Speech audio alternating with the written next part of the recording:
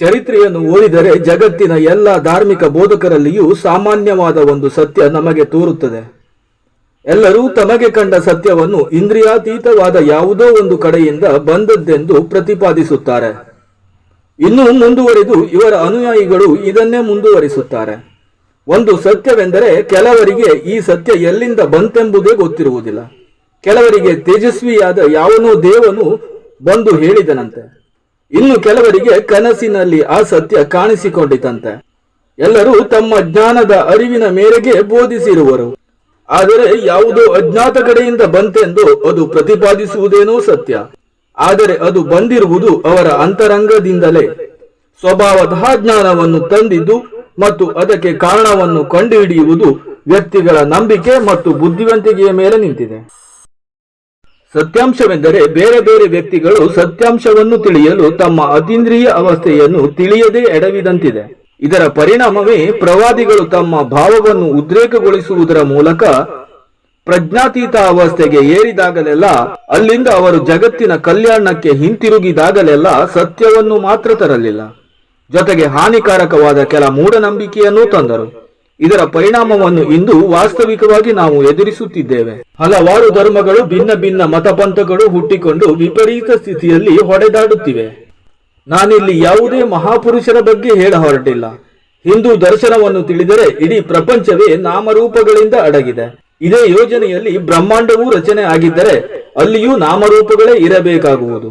ಒಂದು ಹಿಡಿ ಮಣ್ಣನ್ನು ತಿಳಿದರೆ ಮಣ್ಣಿನಿಂದಾದ ಎಲ್ಲವನ್ನೂ ತಿಳಿಯಬಹುದು. ಹಾಗೆ ವೃಷ್ಟಿಯನ್ನು ತಿಳಿದುಕೊಂಡರೆ ಸಮಷ್ಟಿಯನ್ನೂ ತಿಳಿದುಕೊಳ್ಳಬಹುದು. ಮಾತನಾಡುವ ಎಲ್ಲ ಜೀವಿಗಳಲ್ಲೂ ಶಬ್ದ ಸಂಕೇತಗಳು ನಾಮದೊಂದಿಗೆ ಸಂಬಂಧ ಹೊಂದಿರುವುದೇನೋ ನಿಜ.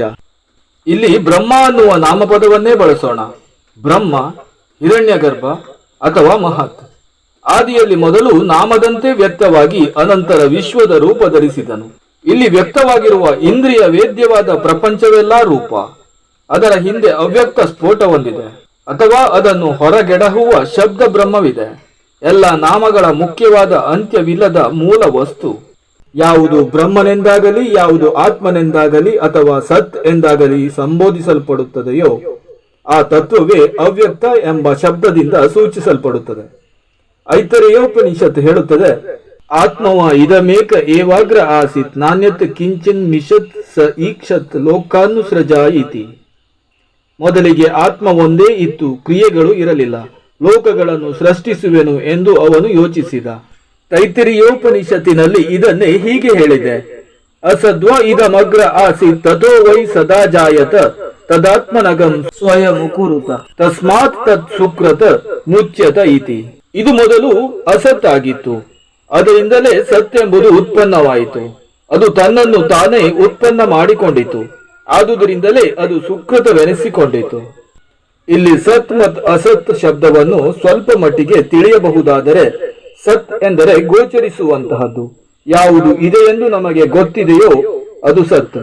ಅಸತ್ ಎಂದರೆ ಕಣ್ಣಿಗೆ ಕಾಣದ್ದು, ಗೂಢವಾಗಿರುವ ಶಕ್ತಿ. ಇರುವುದಾದರೂ ನಮ್ಮ ಪಾಲಿಗೆ ಇಲ್ಲವೆಂಬಂತಿದೆಯೋ ಅದು ಅಸತ್. ಅಂದರೆ ಅವ್ಯಕ್ತ, ಅಂದರೆ ಸೃಷ್ಟಿಯ ಪೂರ್ವದ ಪ್ರಕೃತಿ ದಶೆ. ಹಾಗಾದರೆ ವೇದಗಳಲ್ಲಿ ಹೇಳಿದ ಅವ್ಯಕ್ತ ಯಾವುದು?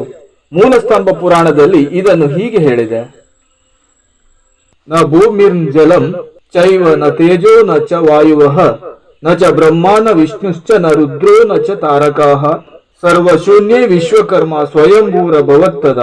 ಭೂಮಿ, ಜಲ, ಆಕಾಶ, ವಾಯು ಮುಂತಾದ ಪಂಚಭೂತಗಳಾಗಲಿ, ಸೃಷ್ಟಿಯಾದ ಲೋಕಗಳೇ ಆಗಲಿ, ಆಯಾ ಲೋಕದ ಅಧಿಪತಿಗಳೇ ಆಗಲಿ, ಬ್ರಹ್ಮ, ವಿಷ್ಣು, ರುದ್ರ, ಸೂರ್ಯ, ಚಂದ್ರ, ಗ್ರಹ, ನಕ್ಷತ್ರಗಳೇ ಆಗಲಿ, ಯಾವುದೂ ಇಲ್ಲದಿದ್ದಾಗ, ಸಕಲವೂ ಶೂನ್ಯವಾಗಿದ್ದಾಗ ಸ್ವಯಂಭೂ ಎಂದು ಹೇಳಲ್ಪಡುವ ವಿಶ್ವಕರ್ಮ ತತ್ವ ಒಂದೇ ನಿರಾಧಾರವಾಗಿ ನಿಷ್ಕಾರಣವಾಗಿ ತನಗೆ ತಾನೇ ರೂಪುಗೊಂಡು ಇತ್ತು. ಇಲ್ಲಿ ಸ್ವಯಂಭೂ ತತ್ವವು ಮತ್ತೆ ಸೃಷ್ಟಿಗೆ ಕಾರಣವಾಗಿ ನಿಲ್ಲುವ ಸಾಮರ್ಥ್ಯವನ್ನು ಹೊಂದಿದೆ ಎಂದೇ ಈ ತತ್ವವನ್ನು ವೇದಗಳಲ್ಲಿ ವಿಶ್ವಕರ್ಮ ಎಂದೇ ಹೆಸರಿಸಲಾಯಿತು ಅನ್ನುವುದು ಸ್ಪಷ್ಟವಾಗುತ್ತೆ. ಪ್ರಳಯ ನಂತರದ ಸ್ಥಿತಿಯನ್ನು ಮತ್ತು ಸೃಷ್ಟಿಯ ಪೂರ್ವದಲ್ಲಿದ್ದ ಸ್ಥಿತಿಯನ್ನು ವಿಶ್ವೋತ್ಪತ್ತಿ ಸೂಕ್ತವು ವಿಶ್ವಕರ್ಮ ಎಂಬ ಶಬ್ದದಿಂದ ಕರೆದಿದೆ. ತೈತರಿಯ ಉಪನಿಷತ್ತಿನಲ್ಲಿರುವ ಭೃಗುವಲ್ಲಿಯಲ್ಲಿ ಇದನ್ನೇ ಬ್ರಹ್ಮ ಎಂದು ಕರೆದಿದೆ. ಯಾವ ವಿಶ್ವಕರ್ಮನು ತನ್ನ ಮಹಿಮಾ ಮಾತ್ರದಿಂದ ಸಕಲ ಲೋಕಗಳನ್ನು ಸೃಷ್ಟಿಸಿದನೋ ಆ ವಿಶ್ವಕರ್ಮನೇ ಬ್ರಹ್ಮಾಂಡವನ್ನು ಮತ್ತು ಪಿಂಡಾಂಡವನ್ನು ಪ್ರವೇಶಿಸಿದನು ಅನ್ನುವುದಕ್ಕೆ ತೈತರಿಯೋಪನಿಷತ್ ಬ್ರಹ್ಮಾನಂದವಲ್ಲಿ 6ನೇ ಅನುವಾಕದಲ್ಲಿ ಅಕಾಮಯತ ಬಹುಶ್ಯಾಂ ಪ್ರಜೆಯೇ ಏತಿ ಸತಪೋ ಅತಪತ್ಯ ಸ ತಪಸ್ತತ್ವ ಇದಂ ಸರ್ವಮಸ್ಸಜತ ಯದಿದಂ ಕಿಂಚ ತತ್ ಸೃಷ್ಟ್ಯ ತದೇವಾನುಪ್ರಾವಿಶತ್. ತಾನು ಬಹುವಾಗಬೇಕೆಂದು ಪರಮೇಶ್ವರನು ಸಂಕಲ್ಪಿಸಿದನು. ಆತನು ತಪಸ್ಸು ಮಾಡಿ ಎಲ್ಲವನ್ನೂ ಸೃಷ್ಟಿಸಿದನು. ಮತ್ತೆ ಸೃಷ್ಟಿಸಲ್ಪಟ್ಟವುಗಳಲ್ಲಿಯೇ ತಾನೇ ಜೀವರೂಪದಲ್ಲಿ ಪ್ರವೇಶಿಸಿದನು. ತತ್ ಸೃಷ್ಟ್ವಾ ತದೇವಾನುಪ್ರಾವಿಶತ್. ಆ ಬ್ರಹ್ಮವು ಈ ಪ್ರಪಂಚವನ್ನು ಸೃಷ್ಟಿಸಿ ಅನಂತರ ಈ ಪ್ರಪಂಚವನ್ನು ತಾನೇ ಪ್ರವೇಶಿಸಿದನು. ಈ ದೇಹವನ್ನು ಸೃಷ್ಟಿಸಿ ವಿಶ್ವಕರ್ಮ ಪರಬ್ರಹ್ಮನು ತಾನೇ ಈ ದೇಹದೊಳಗೆ ಪ್ರವೇಶ ಮಾಡಿರುತ್ತಾನೆ. ಇದರ ರಹಸ್ಯಾರ್ಥವೇನೆಂದರೆ, ಈ ದೇಹದೊಳಗೆ ಜೀವ ರೂಪದಿಂದ, ಕರ್ತೃ ಮತ್ತು ಭೋಕ್ತೃ ರೂಪದಿಂದ ಮತ್ತು ಅಮಾತ್ರ ರೂಪದಿಂದ ತೋರುತ್ತಿರುವವನು ಸೃಷ್ಟಿಕರ್ತನಾದ ವಿಶ್ವಕರ್ಮನು. ನಿತ್ಯ ಶುದ್ಧಿಯಾದ ಆತ್ಮನೇ ದೇಹಾದ್ಯುಪಾದಿಗಳ ಸಂಬಂಧ ಹೊಂದಿ ಸಂಸಾರಿಯಾದ ಜೀವಾತ್ಮನಂತೆ ತೋರುತ್ತಾನೆ. ಇದನ್ನೇ ಗೀತೆಯ 18ನೇ ಅಧ್ಯಾಯದ 61ನೇ ಶ್ಲೋಕದಲ್ಲಿ ಈಶ್ವರ ಸರ್ವಭೂತಾನಾಂ ಹೃದ್ದೇಶೇ ಅರ್ಜುನ ತಿಷ್ಠತಿ ಭ್ರಾಮಯನ್ ಸರ್ವಭೂತಾನಿ ಯಂತ್ರಾರೂಢಾನಿ ಮಯಾಯ. ಅಂತರ್ಯಾಮಿಯಾದ ಪರಮೇಶ್ವರನು ತನ್ನ ಮಾಯೆಯಿಂದ ಶರೀರ ರೂಪಿ ಯಂತ್ರದ ಮೇಲೆ ಆರೂಢನಾಗಿ ಸರ್ವ ಪ್ರಾಣಿಗಳನ್ನು ಅವರವರ ಕರ್ಮಾನುಸಾರ ಅಲೆಸುತ್ತಾ ಎಲ್ಲ ಪ್ರಾಣಿಗಳ ಹೃದಯದಲ್ಲಿ ನೆಲೆಸಿರುವನು. ಉಪನಿಷತ್ತುಗಳೇ ಆಗಲಿ ಭಗವದ್ಗೀತೆಯೇ ಆಗಲಿ ಎಲ್ಲವೂ ಅದ್ವೈತ ತತ್ವವನ್ನೇ ಹೇಳಿದೆ ಮತ್ತು ಇದು ವಿಶ್ವಕರ್ಮ ಸೂಕ್ತದಿಂದಲೇ ಪುನರುಕ್ತವಾಗಿದೆ. ಹೀಗೆ ವೇದ ಪುರುಷನಿಂದ ಈ ರೀತಿಯಾಗಿ ವಿಶ್ವಕರ್ಮ ಸೂಕ್ತದಲ್ಲಿ ಬಹಳ ವಿಧದಲ್ಲಿ ಹೇಳಿದ್ದು ಇದೇ ಅದ್ವೈತ ತತ್ವ. ಈ ಅದ್ವೈತ ಸತ್ಯವು ನಂತರದಲ್ಲಿ ಯಜುರ್ವೇದಾದಿಗಳಲ್ಲಿ ಉಪನಿಷತ್ತುಗಳಲ್ಲಿ ಪುನರುಕ್ತವಾಯಿತು. ಇದನ್ನೇ ಬ್ರಹ್ಮಸೂತ್ರಗಳು ಭಗವದ್ಗೀತೆ ಕೂಡ ಇದನ್ನೇ ಅನುಸರಿಸಿದವು. ಇಲ್ಲಿ ಸ್ಪಷ್ಟವಾಗಿ ತಿಳಿದು ಬರುವುದೇನೆಂದರೆ, ಈ ವಿಶ್ವಕರ್ಮ ಸೂಕ್ತಕ್ಕೆ ದ್ರಷ್ಟಾರ ಋಷಿಯು ಭುವನ ದೇವನ ಪುತ್ರ ಭೌವನ ವಿಶ್ವಕರ್ಮ.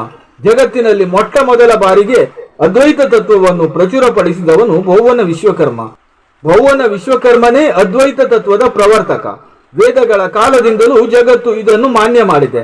ಆದರೆ ಭೌವನ ವಿಶ್ವಕರ್ಮನೇ ಅದ್ವೈತ ತತ್ವದ ಪ್ರವರ್ತಕ ಎನ್ನುವುದನ್ನು ಇವತ್ತಿಗೆ ಜಗತ್ತು ಮರೆತಂತಿದೆ. ಮುಂದೆ ಶಂಕರಾಚಾರ್ಯರ ಕಾಲದಲ್ಲಿ ಪ್ರಚುರವಾಗಿದ್ದ ಅನೇಕ ಮತಗಳ ದೋಷಗಳನ್ನು ತೋರಿಸಿ ಶುದ್ಧ ವೇದಾಂತವನ್ನು ಸ್ಥಾಪಿಸಿದರು. ಬೌದ್ಧ ಕರ್ಮ ಮತ ಸಾಂಖ್ಯ, ಬೌದ್ಧ ಮತ ಅವೈದಿಕ. ಅದರಲ್ಲಿ 4 ಒಳಭೇದಗಳು ಇದ್ದವು ಮತ್ತು ಅದು ಮುಖ್ಯವಾಗಿ ಭಗವತ್ ತತ್ವವನ್ನು ಅಂಗೀಕರಿಸಿರಲಿಲ್ಲ. ಕರ್ಮವಾದವು ವೈದಿಕ ಮತ. ವೇದದಲ್ಲಿ ಕರ್ಮಕಾಂಡವೇ ಮುಖ್ಯ. ಯಜ್ಞ ಯಾಗಾದಿ ಶ್ರೋತ ಕರ್ಮವೇ ಧರ್ಮ.